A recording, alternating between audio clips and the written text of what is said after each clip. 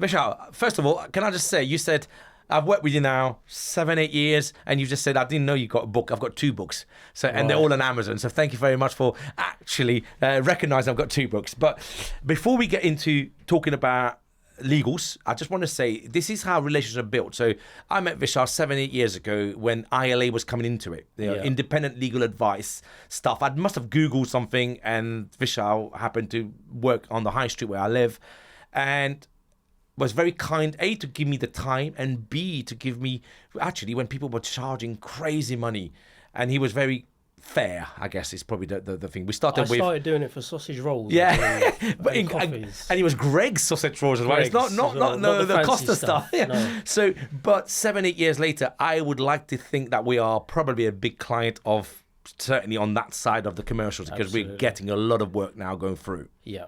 Absolutely. But doesn't it matter? Like, I think making relationship in that way sometimes just builds and grows from. It grew like organically, basically. Yes. I wasn't ever trying to actually get your business. You mentioned a few times you had a lawyer. Yeah. And at certain points, you were looking to expand and Yes. find someone else. Yeah. And it just happened from there. I don't think I ever sort of pushed ourselves onto you or anything like that. You still don't, and I wish you could push it a bit more. It's because we're trying to push you away. That's But the joke of it is, since that conversation 7-8 years ago, we now do all of our title split and my mentees title split via your firm.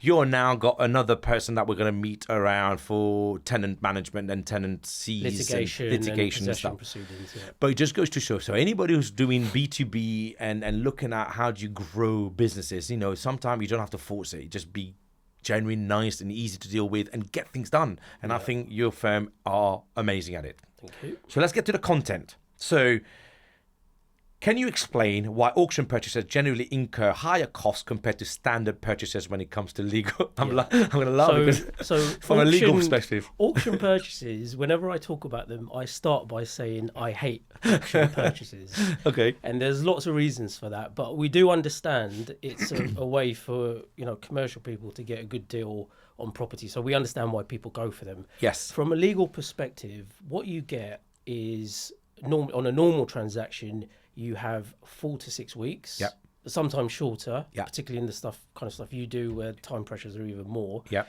But you have a period of time to sit down, go through a legal pack, raise inquiries with another solicitor, satisfy yourself that everything's okay, and then you go ahead, you give the green light. Yes. You go ahead to exchange. With auction packs, generally what happens is 2 days before the auction or the night before. I've had that before a few times. Yeah. Client comes in, says, here's the link to the pack. Shall I buy it? Yeah. And that's an absolute nightmare for a lawyer because, a lot of the time these packs are not complete. It has missing information, title documents, searches are not there. Yeah.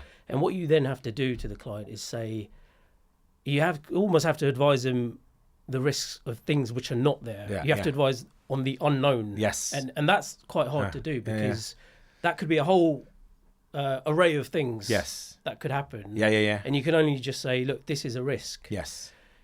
Rarely, you do find them, but sometimes you do have a legal pack which is well put together and it's got everything in there. And sometimes you get a chance to ask questions. Okay. But it's quite rare. Rare, yeah. In an auction setting, especially if you've got 2 days left. You've got 2 days. Normally, you have to go through the agent, the auctioneer, rather than another lawyer. Yeah. And there's questions about can you rely on that information and all sorts of things like that. But also, there's a lawyering thing where you are erring on the side of caution all the time, right? So we have to err on the side of caution. And when you give us 2 days as opposed to even, say, a week or 2 weeks, the pressure is then on us. Yes. To really spot things. Yes.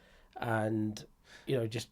And is that what? So the time pressure and obviously the amount of information you have to delve through is what pushes the prices up, rightly so, because you're making... Risk. It's a risk for you, obviously, commercially, to buy it when there are unknowns at play. Yeah. And it's a risk for us as a lawyer because we don't have enough time to go through it.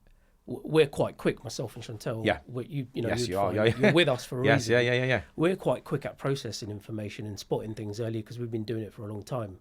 But it's still difficult. Yes. Okay. And the price reflects that.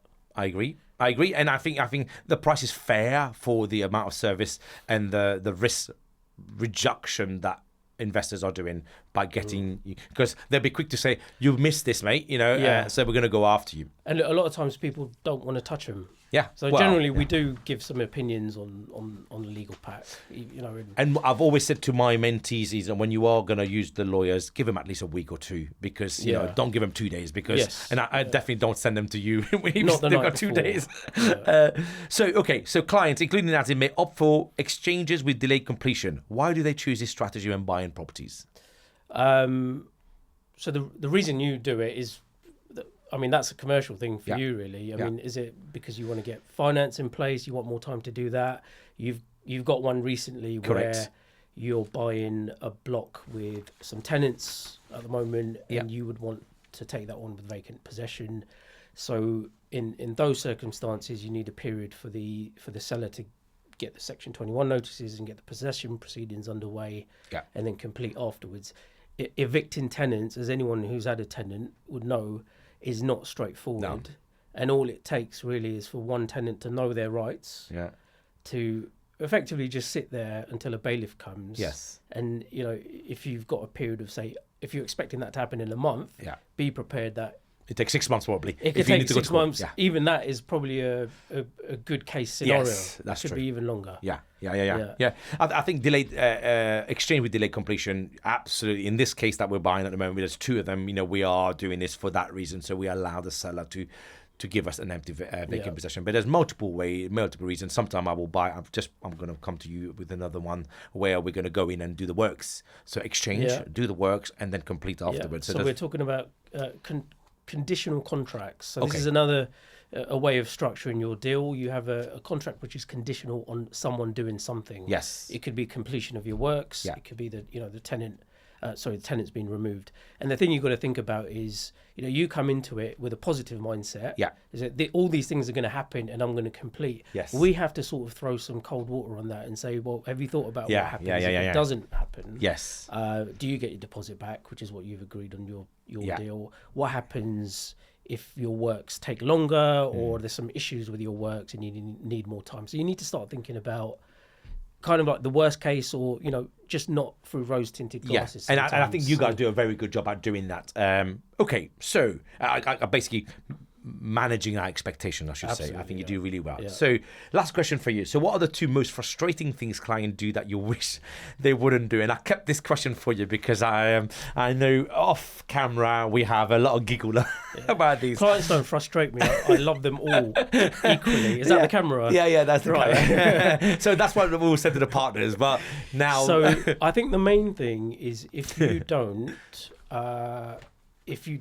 kind of appreciate or value what your lawyer does, and if you think that once an offer is accepted, you just throw it in the hands of the lawyer and it's just plain sailing from there, which happens, but a lot of the times things come up and you have to deal with them, and it just, we've got law degrees, we've spent 6 years getting to this stage. There's a reason why.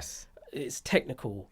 So almost sort of respect the technicality of these things. You're relying on not say, can you get it done tomorrow? And that, we can't prevent people from saying that. I have that multiple times a day. I've probably got it on my phone when I come off this podcast, but having that sort of appreciation for the complexity of things helps, basically. And the second one?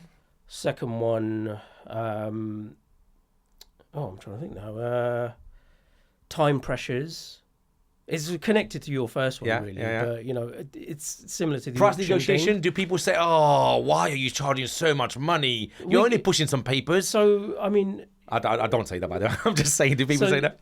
Some people do negotiate the price, which is fine. But, we know generally, we've been doing this a long time, and we know when something is going to be straightforward and it's a candidate for a price reduction, or when we can see issues.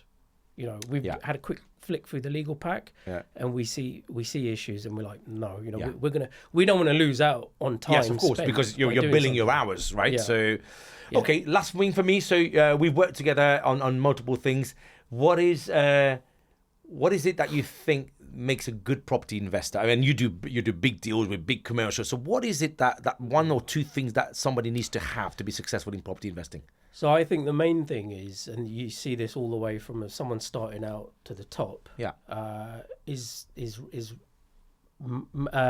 assessing risk effectively. Not every problem we have to identify most problems to you as a lawyer. Yes. And it's then for you to consider which ones are important, which ones are not. Yeah. The people who are good realize that some little technical things, we have to tell you about them, but if it doesn't really have a major effect on what you're planning to do, you can take that view. You take a view on it, take the risk, and the property serves whatever purpose you wanted it to serve. It's investment or reselling. So it's almost having that the ability to assess and calculate risk and making decisions about it. If you worry about every single thing, it's going to delay the transaction. You're going to annoy the seller. Yes. And it's easy for me to say that. I think it comes from experience generally, but having that mindset to accurately assess risks and then determine your next path is probably the most important thing. I think that's a great piece of advice, because I think people who are scared to make